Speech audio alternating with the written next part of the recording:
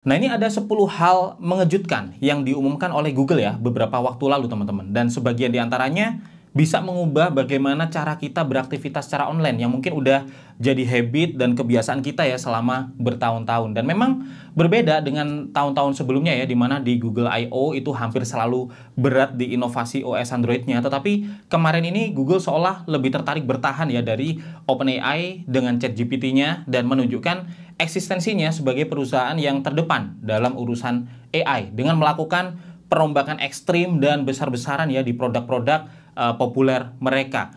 Pertama, Google Search. Selama ini kita mengenal Google sebagai mesin pencari ya dengan tampilan yang simple untuk menampilkan hasil pencarian berupa website ya yang mungkin berisi informasi yang kita cari. Nah, sebentar lagi ini bakal berubah teman-teman karena di Google Search Google bakal menampilkan jawaban dari generative AI ya sebagai prioritas. Jadi kita bisa nanya apapun dan generative AI ini akan memberikan jawaban dan mungkin menambahkan beberapa referensi website yang dirasa relevan. Kita bisa expand jawabannya dengan detailing ke web, bisa follow up pencarian juga ya dengan mode chat yang konversasional. Dan karena ada generative AI-nya ini, Google Search juga nggak cuma bisa dijadiin sebagai mesin pencari untuk mencari informasi atau juga menjawab pertanyaan yang kita minta teman-teman. Tapi kita juga bisa minta generative AI di Google Search ini untuk melakukan hal-hal lainnya ya, seperti memberi rekomendasi produk misalnya, membantu mencarikan nama, membuat postingan sosmed juga bisa, membuat kuis untuk tes pengetahuan kita, dan nyaris bisa kita perintah untuk apapun sih ya, seperti membuatkan puisi dan yang lainnya. Ini artinya bagaimana habit dan kebiasaan kita saat menggunakan Google Search bakal berubah total dengan adanya generative AI di Google Search ini. Kita yang biasanya mungkin ngebukain website satu-satu ya dan mencari informasi yang kita cari, kedepannya mungkin nggak perlu lagi karena jawabannya udah langsung dicariin, dirangkumin, dan disodorin gitu aja ya secara matang oleh generative AI ini. Dan ini membuat muncul banyak kontroversi juga sebenarnya, terutama dari para blogger, digital media, atau pemilik website ya yang merasa ini nggak fair karena generative AI mengambil informasi dari artikel yang mereka tulis dengan susah payah ya di website mereka dan langsung disodorkan begitu aja ke pencari tanpa harus membuka website mereka. Artinya ada potensi traffic ke website tersebut turun, pendapatan juga turun dan merusak ekosistem yang udah terbangun ya selama bertahun-tahun ini. Teman-teman bisa tulis di kolom komentar bagaimana pendapat teman-teman seputar hal ini, dan Google Search dengan generative AI atau yang Google sebut sebagai SGE ya, Search Generative Experience, itu akan segera bisa dinikmati di Search Labs dalam beberapa minggu ke depan, dimulai dari US terlebih dahulu. 2. Google Bard. Nah, untuk menjawab tantangan ChatGPT ya, Google akhirnya secara resmi membuka akses Google Bard ke lebih dari 180 negara, termasuk Indonesia. Kita udah bisa akses Google Bard ini teman-teman. Meskipun untuk saat ini bahasa Indonesia belum disupport, tetapi bahasa Indonesia masuk ke dalam 40 bahasa yang segera disupport oleh Google Bard dalam waktu dekat. Nah, sama kayak ChatGPT ya, Google Bard ini merupakan chatbot yang bisa kita tanya dan perintah ya untuk melakukan banyak hal. Dia berbasis PaLM 2 yang merupakan language model terbaru ya dari Google saat ini. Dan salah satu keunggulan yang gua rasain ya waktu nyobain Google Bard adalah info dan knowledge-nya yang dia punya itu lebih up to date teman-teman. Gua tes buat nanya info-info baru ya, kayak siapa CEO Twitter saat ini, itu dijawab dengan tepat. Padahal CEO Twitter kan baru ganti ya beberapa hari yang lalu. Artinya Bard punya akses knowledge yang lebih real time dari ChatGPT. Dan Bard ini juga bisa melakukan banyak banget hal ya, dari membantu menulis konten, terus menjawab pertanyaan, menjelaskan sesuatu, sampai membantu coding. Itu udah bisa, di mana Bard ini udah memahami 20 lebih programming language. Kita juga bisa ekspor Bard text ini ke Gmail dan Google Docs ya, dan dalam beberapa minggu ke depan Bard ini bisa digunakan dengan tools dari berbagai partner kayak Adobe, Wolfram, TripAdvisor, dan yang lainnya yang bakal membuat Bard ini lebih canggih lagi. Sebenarnya di ChatGPT pun juga udah ada ya fitur ChatGPT browsing, dukungan plugin, dan yang lainnya. Cuman sayangnya sampai sekarang aksesnya terbatas banget. Bahkan gua yang pengguna ChatGPT Plus ya di Indonesia itu juga belum kebagian aksesnya. Kalau pengen varian yang udah connect ke internet, harus pakai Bing Chat yang juga powered by GPT-4.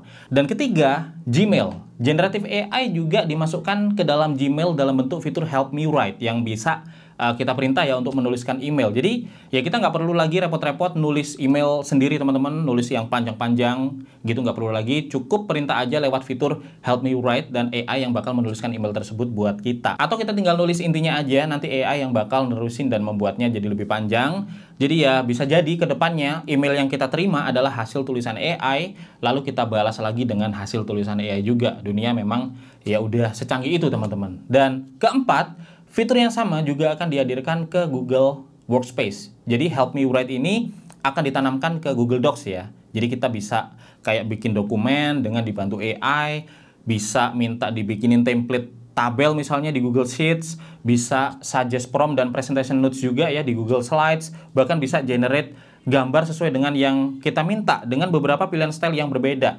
Nah, fitur AI di Google Workspace ini udah bisa dinikmati di akhir tahun ini teman-teman lewat layanan baru Google yaitu Duet AI for Workspace. Dan ini pun sebenarnya juga cukup mengancam ya website-website yang menyediakan template dokumen misalnya, entah itu template tabel atau template surat-surat tertentu. Kadang kan kita suka nyari ya karena ya bisa jadi lebih sepi karena sekarang kita bisa langsung minta dibikinin aja template-nya oleh AI-nya ini, dan template yang dari AI ini malah lebih bisa customizable ya sesuai dengan apa yang kita butuhkan. Dan kelima, Google Photos itu juga kebagian fitur canggih yang memanfaatkan generative AI dan semantic understanding, yaitu Magic Editor. Jadi editor baru ini nggak cuma sekedar bisa menghapus objek kayak di fitur Magic Eraser yang udah ada saat ini ya, tetapi benar-benar memanfaatkan generative AI untuk melakukan editing foto. Jadi kita bisa memindahkan objek ke posisi yang kita mau misalnya, dan AI bakal mengenerate bagian gambar yang sebenarnya bahkan nggak tertangkap oleh kamera teman-teman, atau dia akan mengenerate background di balik objek yang juga kita pindahkan ya, yang sebenarnya juga nggak kelihatan karena tertutup oleh objek. Jadi ini sangat canggih sebenarnya, dan kita juga bisa pakai buat memperbaiki foto, membuat langit lebih cerah dan yang lainnya, dan fitur ini udah bisa kita nikmati nanti di akhir tahun ini. Dan 6, untuk Google Maps ini juga kebagian fitur AI yaitu Immersive View for Routes. Jadi kalau kita mau menuju ke suatu tempat, kita bisa melihat situasi perjalanannya secara imersif teman-teman. Kayak kelihatan macet tidaknya, kondisi cuacanya, kualitas udaranya, dan yang lainnya. Sayangnya mungkin fitur seperti ini sulit ya bisa kita nikmatin di Indonesia karena ya memang nggak semua kota bakal didukung. Di akhir tahun ini aja Google mengatakan ada 15 kota yang disupport ya oleh fitur Immersive View for Routes ini, kayak London, New York, Tokyo, dan San Francisco. Sedangkan kita mungkin harus puas dengan fitur Google Street View yang cukup basic, karena Immersive View pun setahu gue juga belum ada ya landmark yang support di Indonesia. Tapi kalau teman-teman tahu ada yang landmark Indonesia yang support fitur Immersive View ini, silahkan komen di bawah. 7, Project Tailwind. Ini salah satu project baru Google yang sangat menarik menurut gue selain dari Google Bard. Dan ini bakal sangat useful sih karena dia ini seperti AI pribadi ya yang bisa kita training sendiri dengan source knowledge yang kita punya seperti file dokumen, buku, atau yang lainnya. Dan setelah itu kita bisa tanya-tanya semua hal ya tentang source yang udah kita masukkan tadi. Kita bisa minta dijelasin key topiknya, bisa minta dibikinin summary-nya atau glossary-nya, atau berbagai hal lainnya teman-teman. Pada intinya dia bisa kayak kita jadiin asisten ya dengan keahlian yang bisa kita tentukan sendiri. Jadi misal kita sedang mempelajari sesuatu nih atau sedang menyelesaikan suatu project, tinggal masukin aja semua referensinya di sini dan memanfaatkan Project Tailwind ini untuk kita jadiin asisten dalam hal diskusi atau tanya jawab. Dan 8, fitur baru di Android. Dan karena semua serba AI ya, ternyata fitur baru di Android pun juga serba AI teman-teman. Contohnya di aplikasi message buat SMS ya, itu bakal ditambahkan fitur AI juga, yaitu Magic Compose. Jadi kita tinggal ngetik aja intinya apa, nanti AI bisa nerusin atau membuat versi lainnya dengan tone emosi yang berbeda. Mungkin versi SMS yang lebih excited, lebih chill, dan yang lainnya.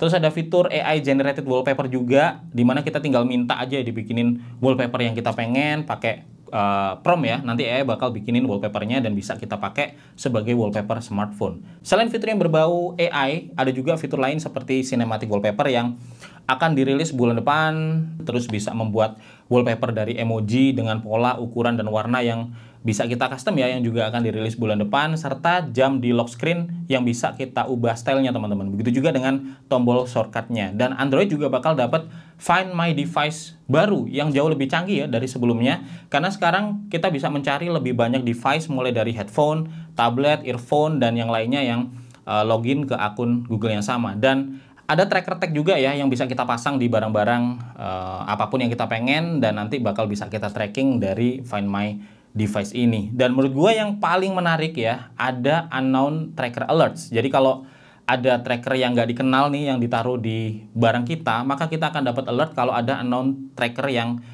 sedang kita bawa ya, dan orang lain mungkin bisa nge-track kita. Dan untuk di Android tablet ya, itu ada multitasking yang baru, di mana aplikasi yang kita multitask ini akan terus terhubung ya saat kita berpindah antara aplikasi, dan kita bisa pindahkan gambar atau konten dengan mudah juga antara aplikasi dengan menggunakan drag and drop. Dan ada lebih dari 50 Google Apps yang diredesign ya oleh Google untuk optimasi di layar tablet yang besar. Dan untuk Wear OS ada kabar gembira juga bahwa WhatsApp itu akan hadir ke Wear OS teman-teman, yang bikin kita bisa memulai percakapan, membalas pesan, bahkan juga telepon ya langsung dari smartwatch. Dan semua teknologi AI dari Google ini teman-teman juga dijual ya. Jadi nggak cuma dipakai oleh Google sendiri, tetapi bisa dipakai juga oleh developer untuk aplikasi mereka. Jadi di Google Cloud, Google juga menyediakan platform bagi developer untuk menggunakan teknologi generative AI mereka yang Google sebut sebagai Vertex AI. Jadi di sini ada banyak AI model yang bisa dipilih sesuai kebutuhan, termasuk 3 model AI baru ya yang berbasis PaLM 2 kayak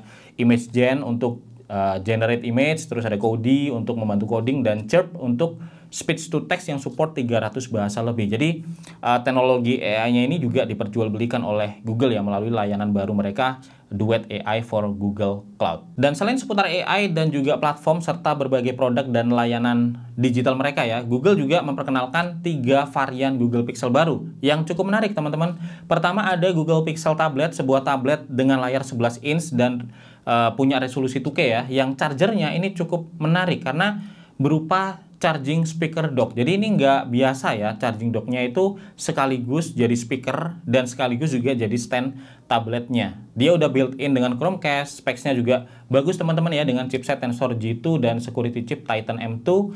Terus ada opsi 8GB RAM dengan 128GB storage atau 256GB storage, dan harganya sih yang cukup menarik ya karena dijual mulai $499 atau sekitar 7,4 juta rupiah, dan ini udah include dengan charging dock speakernya. Terus ada juga Google Pixel 7a dengan specs chipset yang sama ya, dan juga RAM yang hampir sama teman-teman, tetapi dengan sensor kamera utama yang 72% lebih besar dari Pixel 6a. Harganya juga start di $499 atau sekitar 7,4 juta rupiah. Dan yang terakhir, ini yang jadi headline di banyak tempat ya, Google juga merilis Pixel Fold, sebuah smartphone layar lipat yang diklaim Google sebagai foldable paling tipis ya di pasaran saat ini. Dia punya layar depan dan layar lipatnya ini berukuran 7,6 inch ketika dibuka.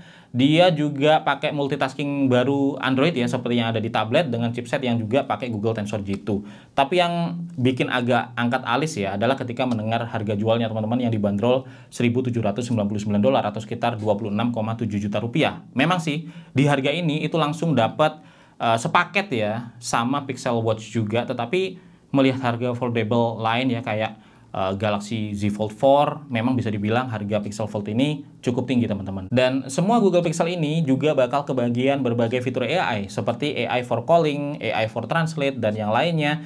Dan itu sih teman-teman 10 hal yang diumumkan oleh Google ya di event Google I/O 2023 beberapa waktu lalu, yang sebenarnya memang serba AI, khususnya pemanfaatan generatif AI ya di berbagai produk Google yang sering kita pakai seperti Google Search, Android, dan yang lainnya. Nah, terlepas dari banyaknya kontroversi seputar generatif AI ini, teman-teman bisa tulis di kolom komentar gimana pendapat teman-teman tentang merebaknya generatif AI termasuk di berbagai layanan Google ini. Apakah teman-teman suka atau enggak? Silahkan ditulis di kolom komentar, terutama isu tentang generatif AI yang bakal kayak merusak profesi banyak orang ya. Kalau suka video ini silahkan di like dan subscribe biar gue lebih semangat lagi sharing konten seperti ini. Gue Febian dari Keping Tekno pamit dulu, sampai ketemu lagi di video teknologi lainnya besok.